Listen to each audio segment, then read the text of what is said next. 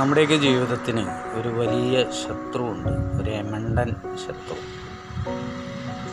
നമുക്ക് കാണാൻ പറ്റാത്ത, എന്നാൽ നമ്മുടെ ഓരോ സ്റ്റെപ്പിലും പല വിധത്തിലുള്ള പ്രതിസന്ധികൾ സൃഷ്ടിക്കുന്ന, തടസ്സങ്ങൾ സൃഷ്ടിക്കുന്ന ഒരു അദൃശ്യ ശക്തി, നെഗറ്റിവിറ്റി നമ്മുടെ ജീവിതത്തിൽ അത് വലിയ അസ്വസ്ഥതകൾ ഉണ്ടാക്കിക്കൊണ്ട് പ്രവർത്തിക്കുന്നുണ്ട്. നമ്മുടെ കുടുംബത്തിൽ അസ്വസ്ഥതകൾ ഉണ്ടാക്കാൻ, നമ്മുടെ ജോലി മേഖലയിൽ അസ്വസ്ഥതകൾ ഉണ്ടാക്കാൻ, നമ്മളുടെ ആരോഗ്യ അവസ്ഥകളിൽ പ്രശ്നങ്ങൾ ഉണ്ടാക്കാൻ,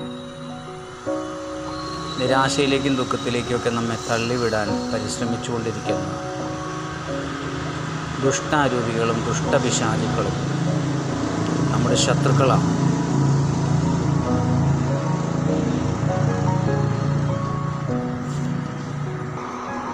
ഭയപ്പെടേണ്ട, ഞാൻ നിന്നോട് കൂടെയുണ്ട് എന്ന് പറഞ്ഞുകൊണ്ട് നമ്മുടെ ദൈവം എപ്പോഴും നമ്മുടെ കൂടെ ഉണ്ട് എന്ന് പറയുമ്പോൾ ഈ ശത്രു പലപ്പോഴും മറഞ്ഞിരുന്നാണ് പ്രവർത്തിക്കുന്നത്.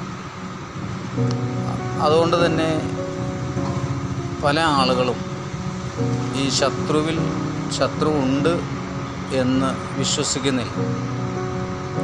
സത്യത്തിൽ നമ്മുടെ ശത്രുക്കളെ നമ്മൾ അവരുണ്ട് എന്ന് മനസ്സിലാക്കാത്തിടത്തോളം കാലം വിശ്വാസത്തിൽ നമ്മൾ വളരെ പുറകിലാണ് എന്ന് പറയേണ്ടിയിരിക്കും.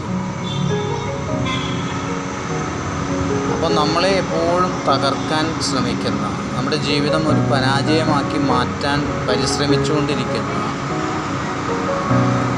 ഒരു ശത്രു നമ്മളെ ടാർഗറ്റ് ചെയ്തിട്ടുണ്ട് എന്ന് തിരിച്ചറിയുന്നിടത്താണ് ഒരാൾക്ക് ഈ പ്രാർത്ഥനയുടെയും അതുപോലെ തന്നെ കുർബാനയുടെയും മറ്റ് കൂദാശകളുടെയും ഒക്കെ വില മനസ്സിലാവുകയുള്ളൂ.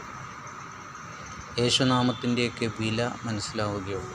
ഇതൊന്നുമില്ല എന്നുള്ള ബോധ്യത്തിലാണ് ഒരാൾ ജീവിക്കുന്നതെങ്കിൽ പലരും വിചാരിക്കുന്നത് ഇനി അഥവാ ഇതുണ്ടെങ്കിൽ തന്നെ എനിക്ക് ഉപദ്രവമൊന്നും ചെയ്യുകയില്ലെന്നാണ്.